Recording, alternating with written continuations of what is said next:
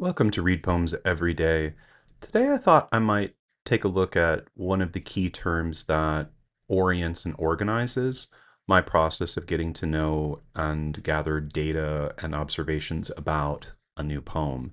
And that term, one that I have mentioned often in my previous videos, is enjambment. To do this, I'm going to take a look at today's poem of the day on both Poetry Daily and on the Poetry Foundation's website. But as a reminder, here is the definition of enjambment that I include on a handout I inherited and slightly revised. And this is the definition. Let me see if I can make this a little bigger for us. The running over of the sense and grammatical structure from one verse line or couplet to the next without a punctuated pause. Punctuated pause, that's a good phrase I should be using more often to describe line endings that don't necessarily end in a period or semicolon, maybe just a comma, maybe a dash. Let's take a look at Karen Solie's poem of the day on Poetry Daily. I'm going to read it, and as I read it, pay attention to the way in which certain lines do have a punctuated pause at the end, and moments, and I can just glancing at the poem see there are a lot of them where the sense of the line, the syntactic sense, spills over from one line to the next. So here is Karen Solie's The Barrens. North Atlantic wind tries to tear the roof off the hill, throws all the sea's abrasives at it. But the Tuckamore grew up in this house, body shaped by the timeless occupation of a back bent low, hands in the dirt, working at the fasteners. It's hard to think of anything more modestly and completely successful. A forest of white spruce and balsam fir, centuries old and 3 feet tall. Its villages of cubbyhole, attic, and lean-to are home to the vulnerable thrush, to the vole who bounces on its bed springs. Rabbits lose their keys in its alleys. Even sheep find a nave in which to say their panicked rosaries in a storm. It is you who are most definitely not to scale. All around in the low halls, hurricane lamps are being lit. To look in the windows, you will have to crawl. Okay. So because this is a key term video, I'm going to keep it short. I'm not going to walk through my process of getting to know the poem, but rather just say a little bit about why I think enjambment is so important. Most fundamentally, learning to track and pay attention to enjambment really helps you do what I've just done, and that is to read a poem for the first time out loud. I didn't practice this poem before I hit the record button today.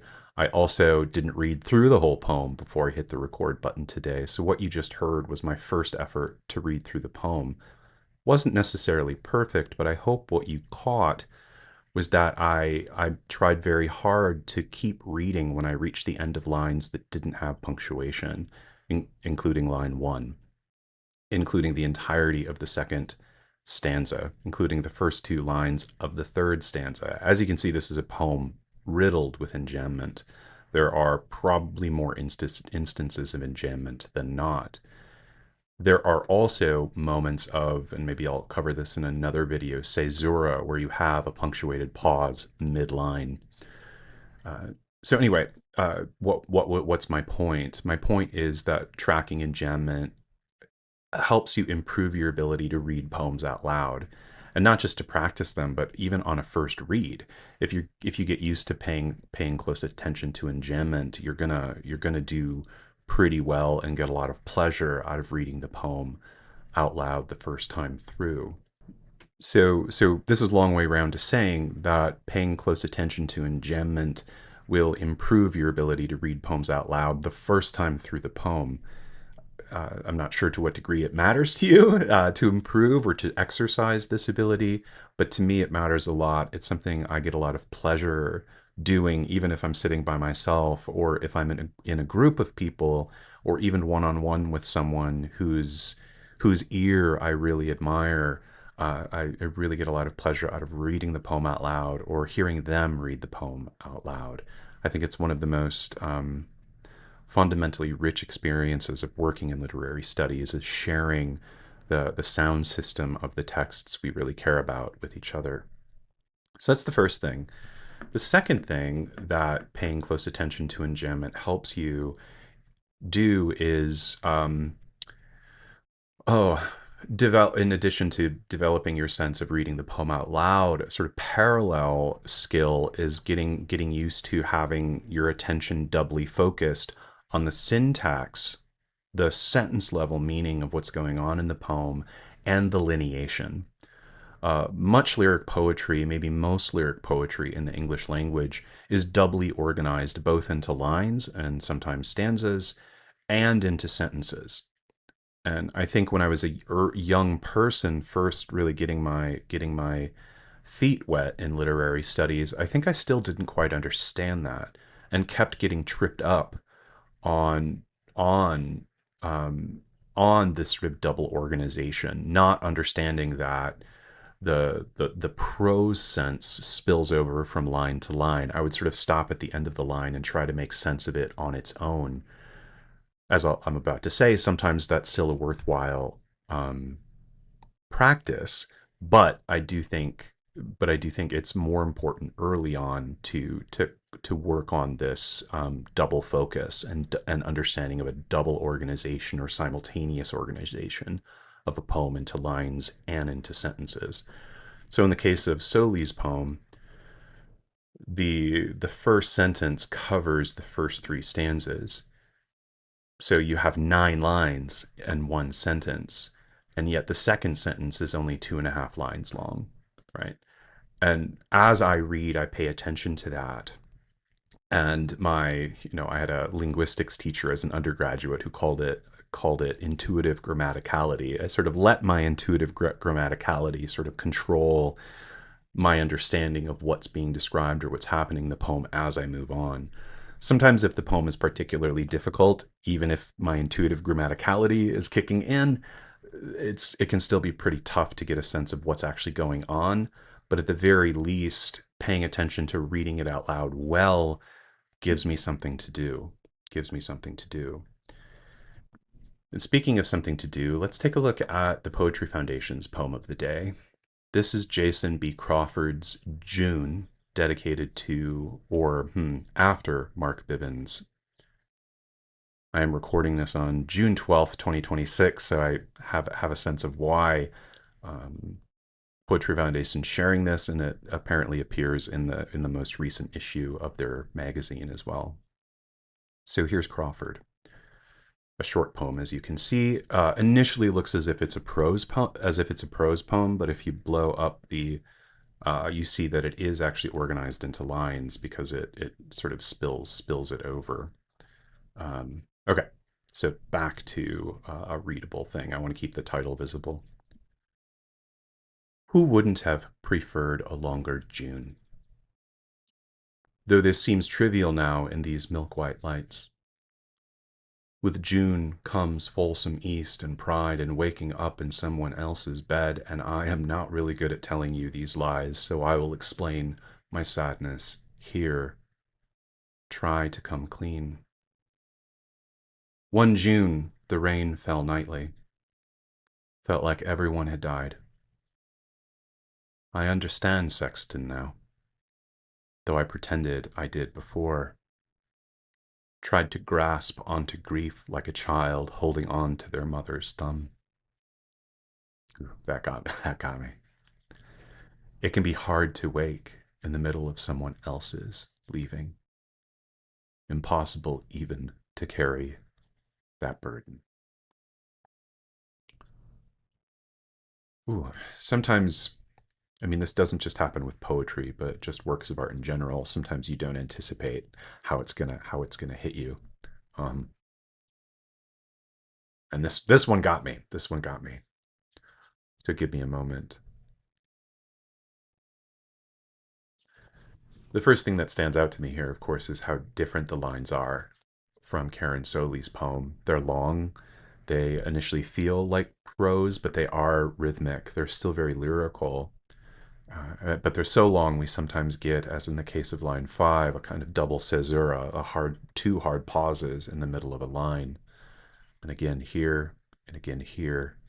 And then we have some lines where there are no pauses at all.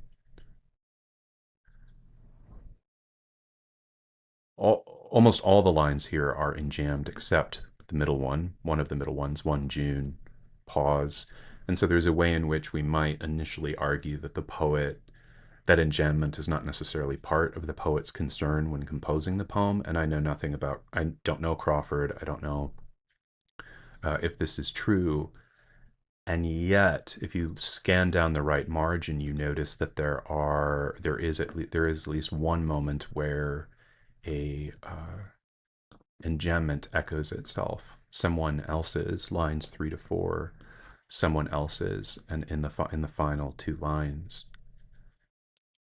And one thing that comes to mind for me when I look at this is that in addition to enjambment giving me something to do when tracking and getting to know a poem in the early steps, something pretty low stakes that I can just observe somewhat objectively, in addition to it helping me train my ability to read a poem out loud and train my ability to focus doubly on the syntactic organization and the poem's lineation, its organization into sentences and into lines. Another thing it helps me do is tap into some of the most fundamental aspects of the poem's composition, the poet's skill and art. The big old word for this is just poesis, which is my colleagues sometimes who write poems sometimes remind me just means making.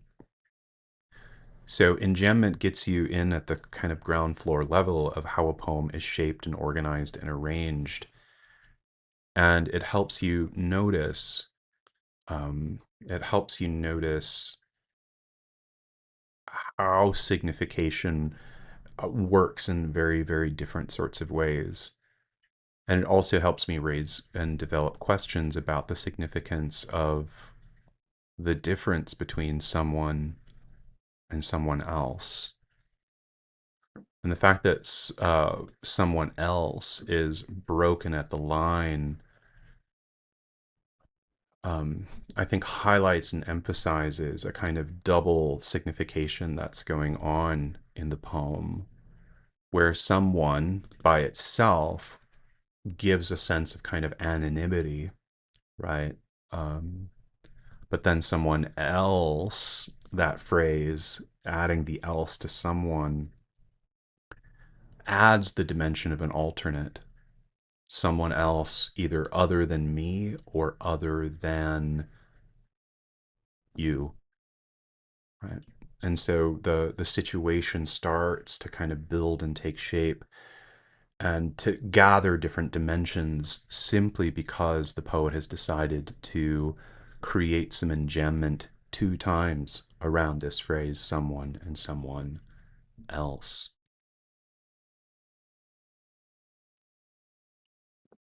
So I think that's all I kind of want to say. I think if you scan down the right-hand margin of Solie's poem, you also see some really interesting moments um, of enjambment here as well. I mean, there's something so beautiful, for instance, about this enjambment, the phrase "panicked rosaries," which is just great. And then the by itself as a phrase, and enjambment lets it be a phrase, but then the kind of slight delay as the eye follows to the next line in a storm that then gives a kind of context and builds a scene. Of course, a figurative scene for these sheep who find a sanctuary in which to um, pray, pray with some panic. Anyway, so this is all to say then, if you're reading a poem for the first time, and if it's a poem where enjambment appears to matter, there are poems, especially ones that don't use punctuation, where tracking enjambment can be a lot trickier. It can be a lot trickier, but it still matters even to those poems. Um, Anyway, this is to say, I interrupted myself. When you're first getting to know a poem, if you're at all interested in that early phase of bean counting after reading the poem out loud, tracking enjambment gives you a kind of low stakes project. It defers and delays the pressure to try to understand or wring some sort of significance or deep meaning out of what you're reading. And it just lets you relish and take some pleasure in its madeness, in its poesis. And it helps you kind of get to know the poem a little bit before then, if you want to, spending a little more time thinking about ways in which it's expressing something that's worth sitting with for a while. I know I'll be doing that with this one, both of them, but this one uh, hit me in a way I didn't expect. So maybe I'll spend some more time with this with Crawford's poem. Um, but I'm so happy I also read Karen Solie's and look forward maybe to picking up the collection Well Water as well, which was published last year. All right. Thanks for reading some poems with me today, and I hope I'll see you tomorrow.